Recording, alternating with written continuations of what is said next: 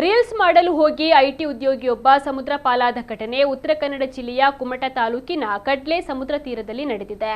ಮಹಾರಾಷ್ಟ್ರದ ಪುಣೆ ಮೂಲದ ಐಟಿ ಕಂಪನಿಯ ಉದ್ಯೋಗಿ 26 ವರ್ಷ ಪ್ರಾಯದ ಜೀವನ್ ಭಟ್ಟರಾಯಿ ರೀಲ್ಸ್ ಮಾಡಲು ಹೋಗಿ ಸಮುದ್ರದಲ್ಲಿ ಕಾಣೆಯಾಗಿದ್ದಾನೆ.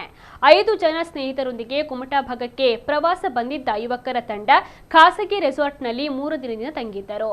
ಇಂದು ಚೆಕ್ಔಟ್ ಮಾಡಬೇಕಿದ್ದ ಯುವಕ ಸ್ನೇಹಿತರ ಜೊತೆ ಕಡ್ಲೆ ಸಮುದ್ರ ತೀರದಲ್ಲಿ ರೀಲ್ಸ್ ಮಾಡಲು ಹೋಗಿದ್ದಾರೆ. ಈ ವೇಳೆ ಜೀವನ್ ಸಮುದ್ರದಲ್ಲಿ ಇಳಿದಾಗ ಅಲೆಗಳ ಹೊಡೆತಕ್ಕೆ ಕೊಚ್ಚಿ ಹೋಗಿದ್ದಾನೆ. ಇನ್ನು ಕರಾವಳಿ ಕಾವಲು ಪಡೆ, ಸ್ಥಳೀಯ ಪೊಲೀಸರು ಹಾಗೂ ಅಗ್ನಿಶಾಮಕ ಸಿಬ್ಬಂದಿ ಶೋಧ ಕಾರ್ಯವನ್ನ ಮುಂದುವರಿಸಿದ್ದು, ಈವರೆಗೂ ಕೂಡ ಜೀವನ್ ಪತ್ತೆಯಾಗಿಲ್ಲ. ಘಟನೆಯ ಸಂಬಂಧ ಕುಮಟಾ ಠಾಣೆಯಲ್ಲಿ ಪ್ರಕರಣ ದಾಖಲಾಗಿದೆ.